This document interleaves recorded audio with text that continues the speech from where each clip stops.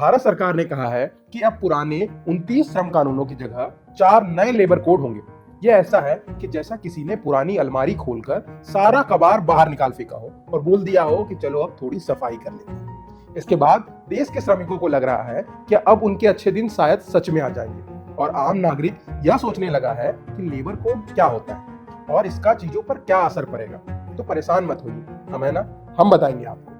ये कहानी 4 labour codes की है। Code of wages 2019, industrial relation code 2020, social security code 2020 और occupational safety health working condition code 2020, जिनके आने से देश की नौकरी, फैक्ट्री, कंपनी, मजदूर, औद्योगिक माहौल सब बदलने वाला है। पहले तो समझिए कि पुराने श्रम कानून ऐसे थे जैसे कोई उलझी हुई एयरफोन, काफी सारे, हर राज्य में अलग, हर विभाग में अलग, हर फैक्ट्री में अलग और हर रिपोर्ट्स में अलग। ऐसे में सरकार ने सोचा कि एक काम करते हैं, सब नियमों को एक झोले में डाल देते हैं और ऐसे जन्म हुआ इन 4 लेबर कोड्स का। इसे लागू करने की बात तो काफी समय से चल रही थी, पर लागू अब जाकर हुआ है। इनका दावा है कि इससे मजदूरों को ज्यादा सुरक्षा मिलेगी, देश की अर्थव्यवस्था अधिक फॉर्मल और मॉडर्न बनेगी, क्योंकि पिछले कुछ वर्षों में रिकॉर्ड गति से बढ़े कार्यबल के लिए यह समय बहुत जरूरी है। 2017-18 और 2023-24 के बीच भारत में 16 करोड़ से ज्यादा नौकरियां जुड़ी हैं, जिससे बेरोजगारी 6% से घटकर 3.2% हो गई है। तो और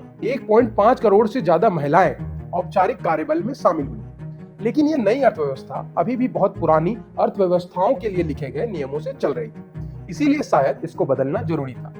नए नियमों की बात करें तो कोड ऑफ वेजेस कहता है कि अब न्यूनतम वेतन सबके लिए है, समय पर वेतन सबके लिए है। यानी पहले मजदूरों के साथ जो कल देंगे अगले हफ्ते देंगे वाला नाटक होता था, अब वो बंद। इसका मतलब मजदूरों के जेब में पैसा समय पर आएगा, जिससे उनका घर सही से चलेगा और देश में खपत बढ़ेगी। लेकिन इधर कंपनियों की हालत भी वैसी हो जाती है जैसे अचानक वेटर बिल पकड़ा दे और कहे कि सर्विस चार्ज मैंडेटरी है।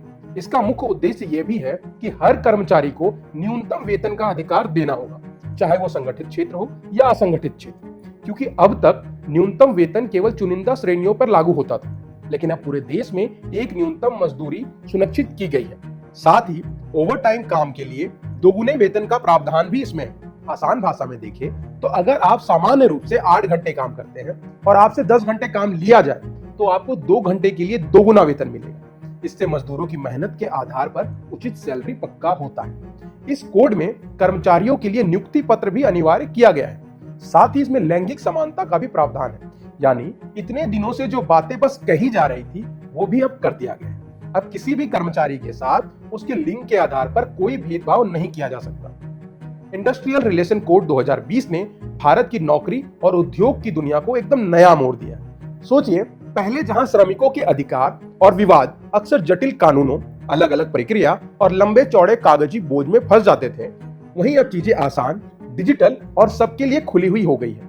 3 पुराने कानून, trade union act 1926, industrial dispute act 1947, industrial employment यानी कि स्टैंडिंग ऑर्डर एक्ट 1946 को एक साथ मिलाकर सरल बना दिया गया है, जिससे अब नियमों की संख्या 105 से घटकर 51 हो गई है। सबसे हटकर अब श्रमिक शब्द की परिभाषा इतनी चौड़ी कर दी गई है कि सेल्स प्रमोशन स्टाफ हो या पत्रकार या फिर 18,000 तक कमाने वाला सुपरवाइजर, सब इसमें आ गए।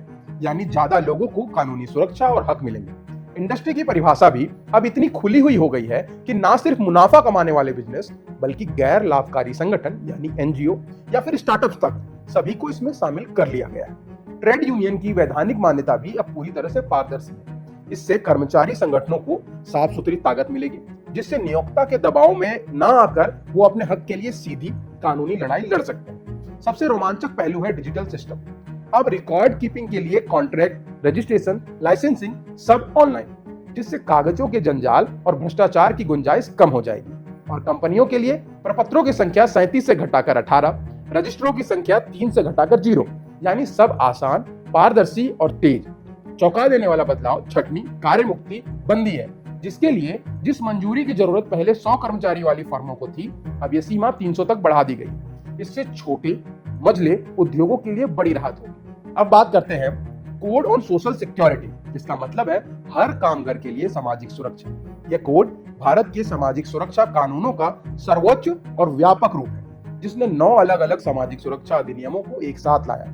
इस नए कोड के तहत गिग और प्लेटफॉर्म वर्कर यानी जोमेटो स्विगी जैसे लोग जो उसमें काम करते हैं समेत असंगठित क्षेत्र के हजारों लाखों कामगारों को पेंशन, बीमा, मातृत्व लाभ और दुर्घटना कवरेज जैसी सुविधाएं पहुंचाई गई है। इस कोड का सबसे बड़ा महत्व है कि अब भविष्य निधि यानी प्रोविडेंट फंड की जांच ऑन टाइम होगी और विवाद का निपटारा तेज होगा। इसके अलावा प्रवासी कामगारों को विभिन्न राज्यों में सोशल सिक्योरिटी लाभों की पोर्टेबिलिटी अर्थात लाभों का स्थानांतरण होना की सुविधा भी मिलती है, जिससे वो कहीं भी काम करे तो सुविधा एक जैसी रहेगी। यहाँ यह भी तय किया गया है कि निर्माण क्षेत्र के लिए छूट दी जाएगी और ई रिकॉर्ड रखने का प्रावधान होगा जो पारदर्शिता और जवाबदेही बढ़ाएगा। Operational safety, health and working condition code, इस एक्ट की बात करें तो इसमें जो चीजें बदली है उसमें इंपॉर्टेंट है 13 केंद्रीय श्रम कानूनों को एक व्यापक कानून से प्रतिस्थापित कर दिया गया है, जिससे बहुलता कम होती है और उद्योग तथा राज्य या केंद्र शासित प्रदेशों में एक रूपता आती है। अब किसी प्रतिष्ठान में कार्यरत श्रमिकों को एक कैलेंडर वर्ष यानी एक साल में 180 दिन या उससे अधिक काम करने पर सवेतन अवकाश मिलेगा, जबकि पहले श्रमिकों को सवेतन अवकाश के लिए 240 दिन काम करना पड़ता था। पात्रता को 240 दिन से घटाकर 180 दिन करने का तथा कार्य घंटों में लचीलापन लाने से पर्याप्त आराम, स्वास्थ्य लाभ सुनिश्चित होता है, जिससे उत्पादकता और नौकरी की संतुष्टि में सुधार होगा। इसके साथ ही किसी कर्मचारी को एक दिन में 8 घंटा या एक हफ्ते में 48 घंटे से ज्यादा काम कराया नहीं जा सकता। ओवरऑल बात करें तो नए ढांचों के तहत महिला खनन, विनिर्माण, रसद और यहाँ तक कि खतरनाक व्यवसायों सहित सभी क्षेत्रों में नाइट शिफ्ट में महिलाएं काम कर सकती हैं, बशर्ते सहमति दी गई हो और सुरक्षा उपाय सही तरीके से लागू किए गए। कपड़ा, बीड़ी निर्माण, बगान, मीडिया या दृश्य श्रव्य उत्पादन क्षेत्रों जो ऐतिहासिक रूप से विभिन्न और असमान सुरक्षा नियमों के तहत संचालित होते थे, अब एक समान सुरक्षा के अंतर्गत आ गए। कई उद्योगों में अनिवार्य वार्षिक स्वास्थ्य जांच अब मानक बन गया है।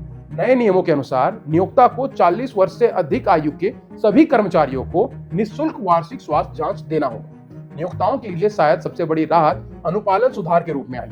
दर्जनों पंजीकरण और रिटर्न के झंझट से जूझने के बजाय अब प्रतिष्ठान एकल पंजीकरण यानी एक पंजीकरण, एकल लाइसेंस यानी एक लाइसेंस और एकल रिटर्न प्रणाली के माध्यम से काम कर सकते हैं। इन 4 नए श्रम कोडों ने भारत के श्रम बाजार को सरल और आधुनिक बनाने का काम किया है।